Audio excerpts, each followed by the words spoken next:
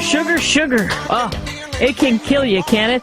And guess what? Dr. Gerald Edelman is on the line with us now. He's emanating from our virtual green room here in America tonight. He wrote the book Sugar Rehab and talks about how too much sugar can lead to serious health problems. Doc, thanks for coming on America Tonight. We appreciate you hanging out with us.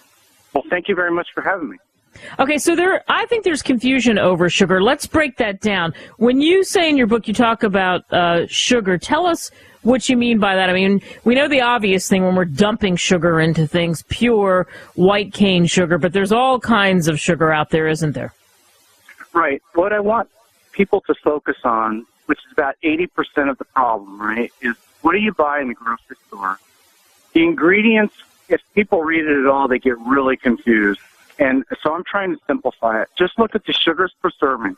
If it has more than, say, 2 grams per serving, which is about 1/4 of a teaspoon, don't buy it. You don't need it. If you stock your house with foods that have less than 2 grams of sugar per serving, and it's all solved just by that. So you got to really, in other words, you got to pay attention, you got to read, you got to know what you can't, you got to be a grown-up now. You can't just grab things off the shelf and trust when it says something like low sugar. I see that all the time. That is a beautifully safe, really good. Yeah, the point is that you can't trust, because what's happening is there's a bunch of marketing going on right now, and so let's take some examples. Number one, low fat. So people think low fat is healthy for them, but if you look at low fat yogurt, they tend to have about 4 to 5 sugar cubes per serving, and a sugar cube is 4 grams.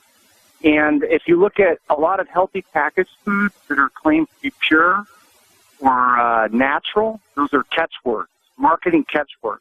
And then you look at sugars per serving, they've got a ton of sugar in them.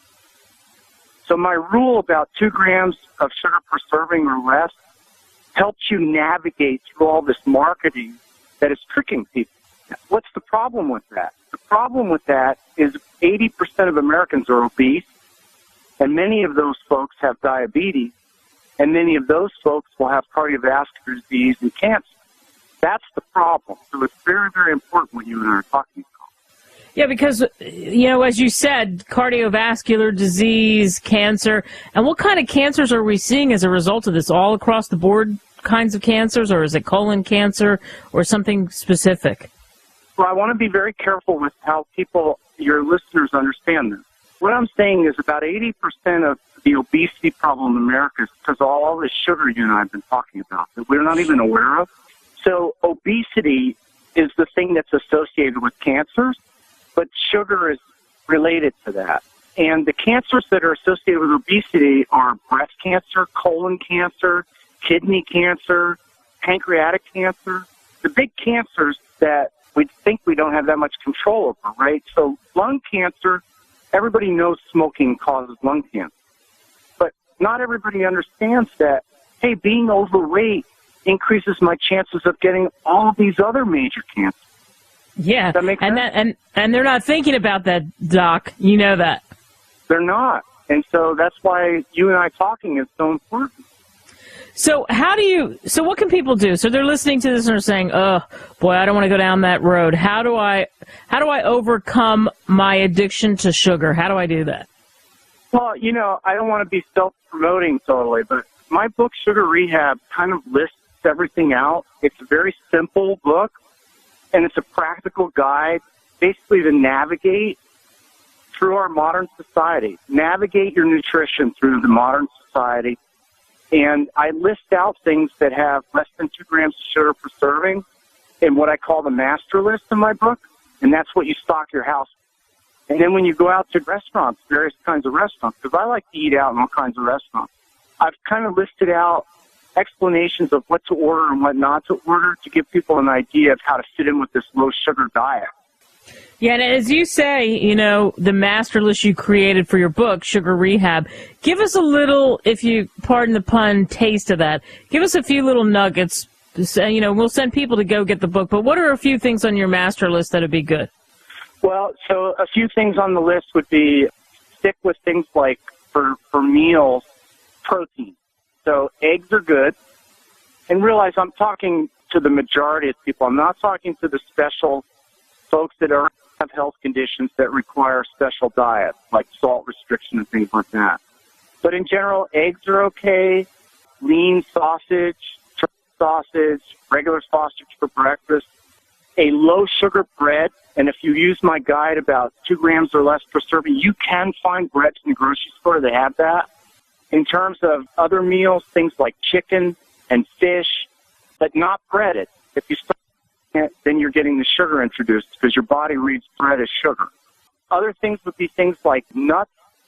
For people that have craving, because that's one of the problems is sugar craving, I would recommend things like Russell Stouffer's sugar-free candies. They truly are sugar-free, whereas other products, such as Weight Watchers, is not sugar-free.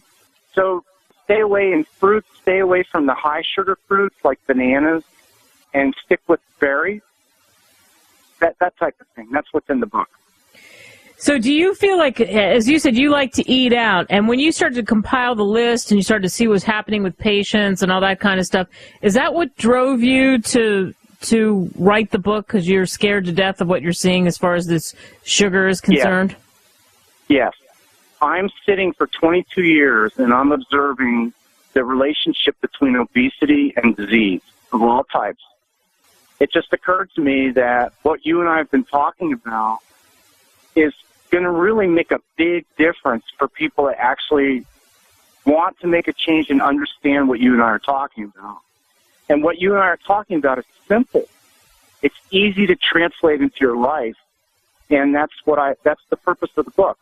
And plus, Doc, I can imagine, I mean, I'm speaking for you and maybe I'm wrong, but if somebody really follows it and somebody eats chicken and fish and they're eating the protein and they're doing really well, every once in a while, if they had something that's not particularly good for them, it'd be okay because they'd be fit and they rarely put it in their body, right? That is absolutely spot on, right? Because, I'm 60 years old and I'm about 6% body fat, and I'm able to do exactly what you said. But that's because I have the awareness and understanding of what we're talking about. So really, once you really are aware of what we're talking about, then you will intelligently partake in indulgences.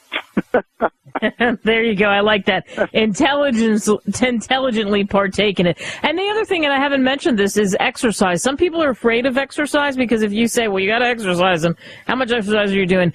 And then it turns out they're not doing anything, because I think people get overwhelmed because they can't become all of a sudden overnight marathon runners. There's like that thing of, everyone in my neighborhood's in great shape, so I'm not going out and just walking one lousy mile. I have to do it all or forget about it, and it's an excuse, but I really think that's a big problem for a lot of people. What do you think?